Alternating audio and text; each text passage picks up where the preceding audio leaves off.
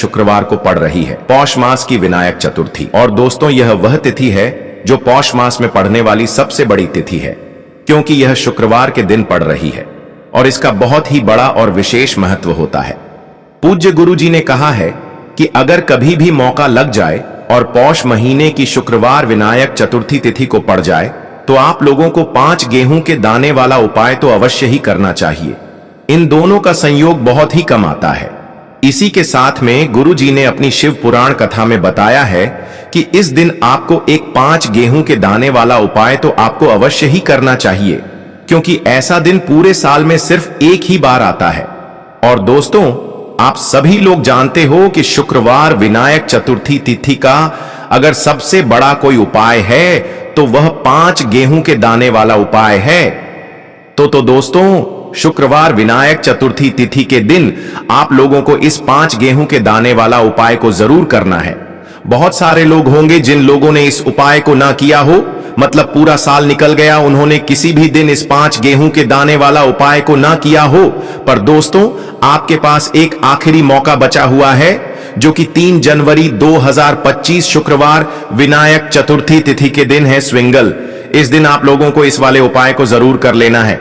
भले ही आपने पूरे महीने भर इस उपाय को ना किया हो, पर अगर आपने इस पौष महीने के शुक्रवार विनायक चतुर्थी तिथि के दिन अगर इस वाले उपाय को कर लिया तो आपको इस उपाय को करने का वह फल मिलेगा जिसकी आपने कभी कल्पना भी नहीं करी होगी। इसीलिए आप लोग इस वाले उपाय को एक बार जरूर कर लेना है, ताकि आप लोगों के हाथ से यह मौका ना जा सके और आपको इस उपाय को करने का फल मिल सके।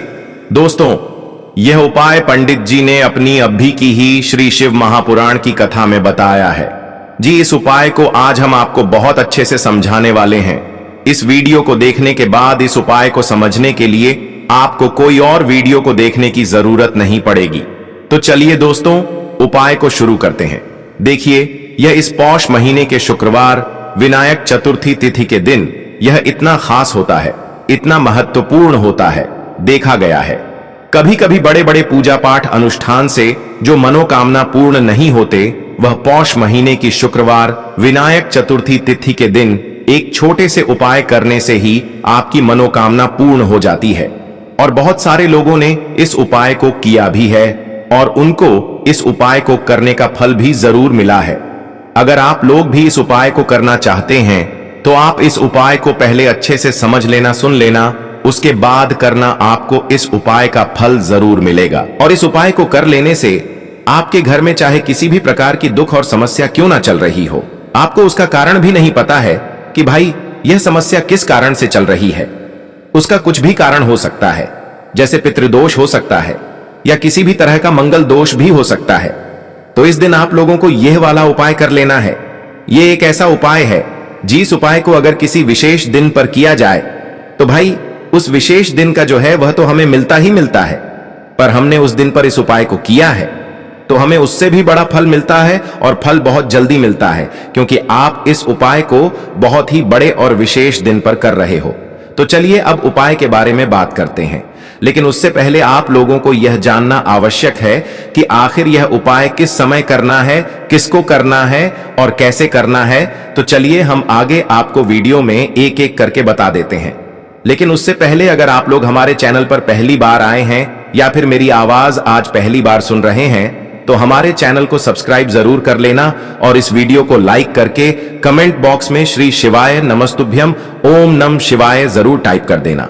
तो दोस्तों, इस 5 गेहूं के दाने वाला उपाय को हमें इस शुक्रवार विनायक चतुर्थी तिथि के दिन कैसे करना है, किसको करना है, किस समय करना है और कहां पर करना है, ये सारे सवालों के जवाब आपको इस वीडियो में मिल जाएंगे। और जो ये वीडियो देखेगा भाई उसको 5 गेहूं के दाने वाला उपाय जरूर करना चाहिए, क्योंकि इस दिन एक गेहूं के दाने का भी बहुत ही बड़ा और विशेष महत्व होता है। और जब बात आ जाए 5 गेहूं के दाने वाला उपाय की, तो यह सोने पे सुहागा वाली बात हो जाती है और यह एक बहुत ही बड़ा उपाय हो जाता है इस शुक्रवार विनायक चतुर्थी तिथि का। तो अब दोस्तों, इस 5 गेहूं के दाने वाला उपाय को आखिर करना किसको है, सबसे पहले हम लोग वह बात जान लेते हैं।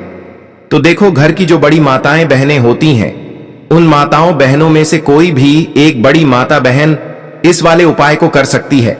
और दोस्तों अगर आप चाहें तो अपने घर में से सभी सदस्यों को भी इस उपाय को करवा सकते हैं।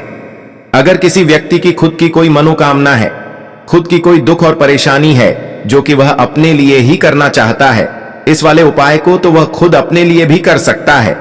बाकी अगर कोई घर में से ऐसा है जो कि अपने पूरे घर परिवार की सुख और शांति के लिए यह वाला उपाय करना चाहता है तो भाई वह भी कर सकता है, उसमें भी कोई दिक्कत वाली बात नहीं है। कहने का मतलब यह है कि इस उपाय को हर एक सदस्य भी कर सकता है और पूरे घर परिवार के सदस्य के लिए घर की बड़ी माताओं बहनों में से कोई एक माता बहन भी कर सकती है। माताएं बहनें अगर घर में उपस्थित ना हो या वह यह वाला उपाय ना कर पा रही हो तो फिर घर का कोई बड़ा सदस्य भी इस 5 गेहूं के दाने वाला उपाय को कर सकता है, चाहे फिर वह पुरुष ही क्यों ना हो, उसमें कोई भी दिक्कत वाली बात नहीं है। उसके बाद में दोस्तों जो अगला प्रश्न निकल कर आता है वो ये आता है इस उपाय को लेकर कि आखिर इस उपाय को हमें किस समय करना है, सुबह के समय करना है कि शाम के समय करना है। तो देखो इस वाले उपाय को आप लोग सुबह के समय भी कर सकते हो और शाम के समय प्रदोष काल में भी कर सकते हो। अब अगर आप पूछो कि भाई सबसे उत्तम समय कौन सा रहेगा इस 5 गेहूं के दाने वाला उपाय को करने का, तो हम आपसे बस यही कहेंगे कि इस उपाय को आप सुबह के समय करेंगे तो ज्यादा बेहतर होगा। बाकी अगर प्रदोष काल शाम के समय भी करेंगे तो भी अच्छा होगा, उसमें कोई भी दिक्कत वाली बात नहीं है। तो अब दोस्तों जो अगली सबसे बड़ी और महत्वपूर्ण बात आती है वह यह आती है कि सुबह अगर हम उपाय को करेंगे तो हमें कितने बजे से लेकर कितने बजे तक के बीच में करना है, और शाम के समय प्रदोष काल में करेंगे तो हमें कितने बजे से लेकर कितने बजे के बीच में करना है। तो देखो सुबह जितनी जल्दी हो सके आप उपाय को करने की कोशिश करना। बाकी अगर किसी कारणवश लेट भी हो जाओ, थोड़ी देर भी हो जाए तो 10 या 11 बजे तक भी आप उपाय कर लेना, पर 12 बजे से ज्यादा देरी ना हो, ठीक है? इस बात का ध्यान रखना। उसके बाद में दोस्तों अगर शाम के समय प्रदोष काल की बात करें, प्रदोष काल का जो समय है होता है वो शाम के 6 बजे से शुरू हो जाता है। मतलब शाम के 6 बजे से लेकर 7 बजे के बीच का जो समय होता है यह समय प्रदोष काल का समय होता है। तो आप इस उपाय को 7 या 8 बजे के बीच में भी कर सकते हो। मतलब शाम के 6 बजे से रात 8 बजे के बीच में आप कभी भी इस वाले उपाय को कर सकते हो, उसमें कोई भी दिक्कत वाली बात नहीं है। देखिए हम सभी को बताएं कि चतुर्थी की तिथि भगवान गणेश को प्रसन्न करने के लिए होती है, और भगवान गणेश जो है हमारे जीवन में सुख समृद्धि बढ़ाने का कार्य करते हैं, हमारे जीवन में बुद्धि ज्ञान और विवेक की प्राप्ति करवाते हैं, हमारे जीवन की सारे विघ्न और संकट को हर हैं। ऐसे विघ्नहर्ता गणेश जी के ये 3 महा उपाय होने वाले हैं जो आपकी समस्त मनोकामना को परिपूर्ण करेंगे, समस्त बाधाओं को दूर करेंगे। देखिए पहला जो महा उपाय है विशेषकर बुद्धि ज्ञान और विवेक की प्राप्ति के लिए होने वाला है, और दूसरा जो महा उपाय है हमारे जीवन से धन संबंधित सारी परेशानियों को दूर करने के लिए होने वाला है, और तीसरा जो महा उपाय है विशेषकर हमारे जीवन से सारे संकट कष्ट और बाधाओं को दूर करने के लिए होने वाला है। देखिए दोस्तों पूज्य गुरु जी की कथा को सुन करके और समझ करके ही आपको समझाने का पूरा प्रयास करूंगा, लेकिन दोस्तों वीडियो में आगे बढ़ने से पहले वीडियो को लाइक करें। चलिए दोस्तों बात करते हैं विनायक चतुर्थी तिथि पर किए जाने वाले पहले विशेष उपाय के बारे में। देखिए इस उपाय को करने के लिए मात्र आपको 5 गेहूं के दाने लेना है। इसी के साथ आपको एक तांबे के पात्र के अंदर शुद्ध जल ले लेना है। देखिए यह जो उपाय है विशेषकर आपके जीवन से जितने भी संकट कष्ट और क्लेश है उन सभी को दूर करने वाला है। देखिए सबसे पहले तो आपके पास जो 5 गेहूं के दाने हैं उन्हें आपको थोड़ा सा गीला कर लेना है। देखिए दोस्तों यह जो उपाय है विशेषकर यह उपाय भी हम सुबह से लेकर के शाम तक किसी भी समय कर सकते हैं। देखिए सबसे पहले आपको 4 गेहूं के दाने भगवान शिव के शिवलिंग के सीधे तरफ जहां गणेश जी का स्थान होता है वहां पर आपको ये 4 गेहूं के दाने रख देना है। देखिए गेहूं के दाने को रखते समय आपको ओम गण गणपते नमः इस मंत्र का कुल 11 बार जाप करना है। यह जो 4 गेहूं के दाने हैं आपको भगवान शिव के शिवलिंग के सीधे तरफ गणेश जी वाले स्थान पर समर्पित कर देने हैं। अब दोस्तों आपके पास जो एक गेहूं का दाना यानी कि 5वां और अंतिम जो गेहूं का दाना बचा है उसे आपको उस जल के पात्र के अंदर डाल देना है, और गेहूं से युक्त यह जो जल है आपको भगवान शिव के शिवलिंग पर समर्पित कर देना है। श्री शिवाय नमस्तुभयम इस मंत्र का जाप करते हुए देखिए, जल समर्पित करने के बाद आपको भगवान शिव से और भगवान गणेश से प्रार्थना कर लेनी है कि हमारे जीवन में जितने भी संकट, कष्ट और क्लेश हैं उन सभी को आप दूर करें। साथ ही साथ हमें हमारे जीवन में बुद्धि, ज्ञान, विवेक और ऐश्वर्य की प्राप्ति हो।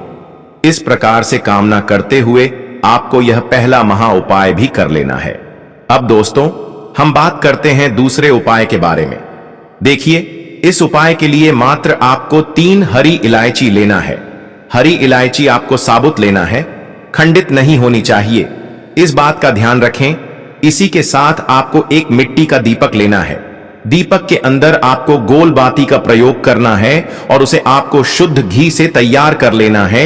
इसी के साथ आपको एक तांबे के पात्र के अंदर शुद्ध जल ले लेना है और यह तीनों सामग्री लेकर के आपको पहुंच जाना है भगवान शिव के मंदिर में। देखिए, हरी इलायची जो होती है हमारे जीवन में धन संपदा को बढ़ाने का कार्य करती है और हरी इलायची महालक्ष्मी को भी बहुत प्रिय होती है। साथ ही साथ हरी इलायची भगवान गणेश को भी प्रिय होती हैं, जो आपके जीवन से सारे संकटों को दूर कर देती हैं। हरी इलायची भगवान शिव को भी बहुत प्रिय होती हैं, जो हमारे जीवन में धन संबंधित सारी समस्याओं का अंत कर देती है। देखिए, आपके पास जो 3 हरी इलायची हैं उनमें से आपको सबसे पहली जो हरी इलायची है भगवान गणेश जी वाले स्थान पर समर्पित कर देनी है। ओम गण गणपते नमः इस मंत्र का कुल 11 बार जाप करते हुए देखिए। दूसरी जो इलायची है आपको भगवान शिव के शिवलिंग पर समर्पित कर देनी है। देखिए, अब जो आपके पास एक जल का पात्र है उसमें से थोड़ा सा जल आपको, जहां आपने पहली हरी इलायची समर्पित की है गणेश जी वाले स्थान पर, वहां पर समर्पित कर देना है। और अंत में जो आपके पास थोड़ा सा जल और बचेगा उसे आपको पूरा जल भगवान शिव के शिवलिंग पर शुक्रेश्वर महादेव का स्मरण करते हुए आपको यह जल समर्पित कर देना है। अब दोस्तों, आपके पास जो एक दीपक है उसे आपको प्रज्वलित करना है और आपके पास जो तीसरी हरी इलायची बची हुई है उसे आपको उस दीपक के अंदर डाल देना है और इस दीपक से आपको भगवान शिव की आरती उतारना है। यानी कि इस दीपक से आपको भगवान शिव की आरती कर लेना है और अंत में आपको भगवान से प्रार्थना करनी है कि यह जो धन संबंधित मेरे जीवन में समस्याएं चल रही हैं यह सभी समाप्त होने लग जाए। इस प्रकार से आपको भगवान गणेश और भगवान शिव से प्रार्थना कर लेनी है और यह दूसरा उपाय भी आपको कर लेना है। देखिए दोस्तों, अब हम बात कर लेते हैं तीसरे महा उपाय के बारे में। देखिए दोस्तों, इस उपाय को करने के लिए सबसे पहले हमें मात्र 7 हरे मूंग के दाने लेना है। देखिए, हरे मूंग के दाने से भगवान गणेश हमसे अति शीघ्रता से प्रसन्न होकर के हमारी जो भी मनोकामना है उससे परिपूर्ण कर देते हैं। तो इस प्रकार आपको 7 हरे मूंग के दाने लेना है। हरे मूंग को लेते समय आपको ध्यान रखना है कि यह कहीं से भी खंडित नहीं होने चाहिए और साथ में आपको एक तांबे के पात्र के अंदर शुद्ध जल ले लेना है।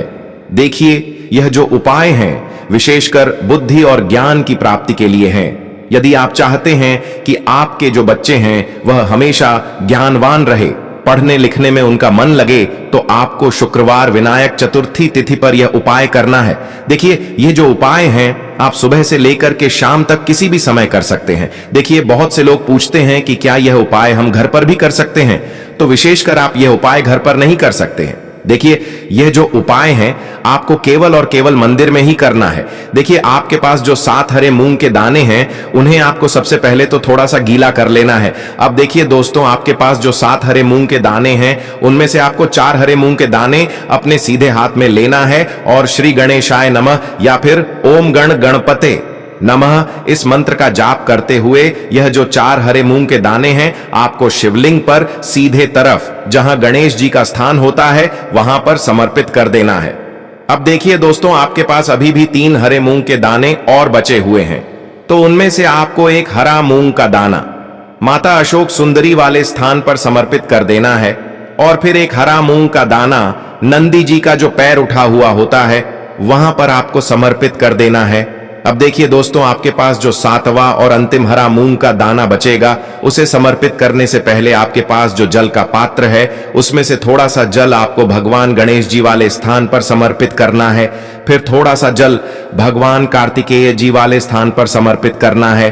फिर थोड़ा सा जल माता अशोक सुंदरी वाले स्थान पर समर्पित कर देना है। और थोड़ा सा जल आपको मां पार्वती के हस्त कमल यानी कि कटी वाले भाग पर समर्पित कर देना है। अंत में आपके पास जो जल बचेगा, उसमें आपके पास जो 7वां और अंतिम आराम होंगे, उसे आपको जल के पात्र के अंदर डाल देना है और उसके बाद आपको भगवान शिव के शिवलिंग का अभिषेक कर देना है। श्री शिवाय नमस्तुभयम। इस मंत्र का जाप करते हुए, जल समर्पित करते हुए आपको यही प्रार्थना करनी है कि मेरे जीवन में या फिर मेरे घर में जो यह समस्याएं हैं, ये सारी समस्याएं दूर हो जाएं। ऐसे आपको प्रार्थना करनी है कि हमारे घर में बुद्धि, ज्ञान और विवेक की प्राप्ति हो। इस प्रकार से आपको यह तीसरा महा उपाय कर लेना है।